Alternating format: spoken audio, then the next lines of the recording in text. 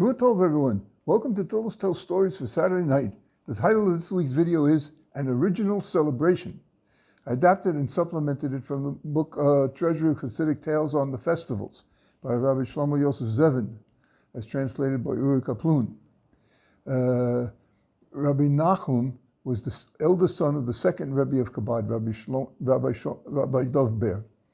And he was the grandson of Rabbi Shneur Zalman, the first Rebbe. Upon his father's passing at age 54, many turned to Rabbi Nachum that he should assume the role of successor, but he deferred to his brother-in-law, Rabbi Menachem Mendel, who was the son-in-law of his father, Rabbi Dov Ber, and the grandson also of Rabbi Shneur Zalman. And Rabbi Menachem Mendel, Schneerson, became the eventual third Rebbe, the first one with the surname of Schneerson, and he was known as the Tzemek Tzedek, and his wife's name was Chaya Mushka. Rabbi Nachum was an eyewitness of the events of the YUD-TES Kislev epic. He took upon himself to describe it in all its details every year, year after year. And he would do so in a chant reminiscent of the one used for the Megillah, the scroll of Esther on Purim. He would start as follows. For 10 years, my grandfather was a disciple of Rabbi Dov Ber, the Maggid of Mezrich. And for 5 years, the leader of the Holy Brotherhood, which was what they called the Hevra Kadisha, the inner circle of the followers of the Maggid, those who became the leaders of the Rebbes of the next generation of Hasidim. And after those 5 years, he became renowned. The Alter Rebbe, Rabbi Shneur Zalman, became renowned as the preacher of Liadi, and for 20 years he told in a number of tasks. The first of these was the establishment and consolidation of the three celebrated chadarim, that is, study halls, kollels and yeshivas for selected advanced students. The entrance requirements required a thorough familiarity with the Talmud, Medrash, Sefer HaKirim, and Kazuzi, and a knowledge of the Zohar. In the first of these three groups, which he founded in 1778, he taught his disciples for 5 consecutive years. The second cheder was established in 1780, and the third in 1782. The usual period of study in each of these more advanced stages was 3 years. All this was how he began his narrative, his Megillah.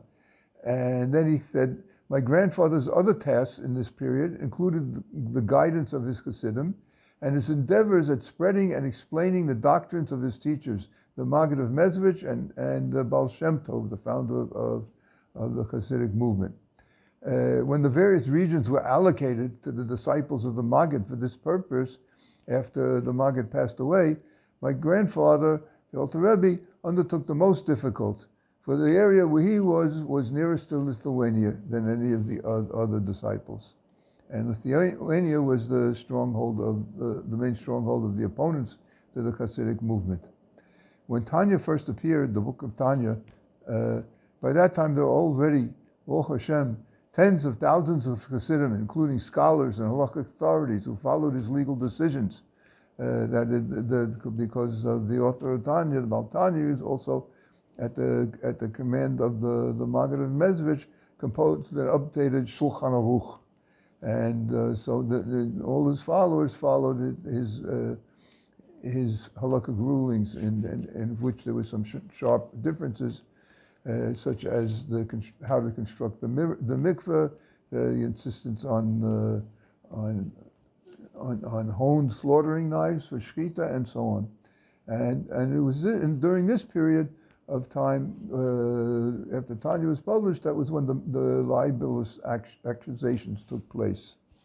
At that point, Rabbi Nachum would proceed to describe in detail the libelous accusations, which the misnagdim, that is, the misnagdim means the opponents, the ones against, they brought to the Tsarist authorities, and the exaltation in their camp when the Rebbe was taken to St. Petersburg.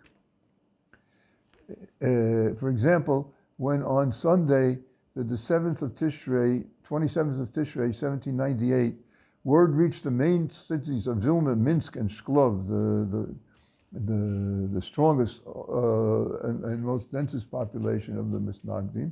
And by the way, let me clarify a mistake that people have. Misnagdim was not an insulting name that the Hasidim placed upon the Misnagdim. They were the ones that called themselves Misnagdim. We oppose. So it's not the pejorative in that sense. So when word reached these large Misnagid congregations in Vilna, Minsk, and Shklov that the Alter Rebbe, Rabbi Shneur Zalman, had been taken off to St. Petersburg in the black wagon, the wagon for prisoners going to the worst prison in Tsarist Russia, and they were guarded by policemen with drawn swords, it was announced publicly that on the next day, Monday, all their synagogues in these centers should introduce psalms of Hallel into the morning service, and the townsmen should conduct a festival meal to mark the occasion with joy that the Alter Rebbe, the leader of the Hasidic movement in all of Lithuania, that he was in jail and they wouldn't have to have this, and they wouldn't have to worry about their younger members joining the Hasidim. Fortunately, this announcement encountered opposition from some of the older sages in the opponent's camp. For in each of these three towns, there were scholars who had the opportunity to get to know the greatness of the Alter Rebbe in Talmudic scholarship and Rabbi Shneur Zalman, and they exerted whatever influence they could have to restrain these expressions of vindictiveness. Thus, it was that in the majority of synagogues in these three towns, the announcements encouraging merrymaking were ignored. When Rabbi Nachum finished explaining all this, he would move on to the Alter Rebbe's stay in prison, the liberation, the way in which the glad tidings spread, and the itinerary from St. Petersburg to Liozhna upon the occasion of the release. All this was recounted clearly and succinctly. When he recalled the arrest, his voice would drop as if he were weeping. When he reached the liberation, his voice would rise with the joy of remembered triumph. In addition, he adopted the rule in force for the reading of the Megillah on Purim, that first of all, he would do it once at night and a full repetition by day. And also that says you can't read the Megillah out of order, meaning that you can't read chapter 2 and then chapter 4 and then chapter 3. The whole thing has to be read in successive order. So if one of the dignified old Hasidim would join the gathering after it had begun, he would go back to the very beginning and start all over again so that they could hear the entire Megillah in order. To the best of my knowledge, this Megillah was never written down. Too bad. Too bad Rabbi Nachum isn't here to perform it for us. Even sadder that Melech HaMashiach is not yet here to teach us the secrets of Torah. Maybe that will come to happen even before, may that come to happen even before Hanukkah, which, to remind you, starts this Wednesday evening. Good Yom Tov, and wishing you all Shavua Tov, an outstanding week, and a bright, delightful, enlightening festival of lights.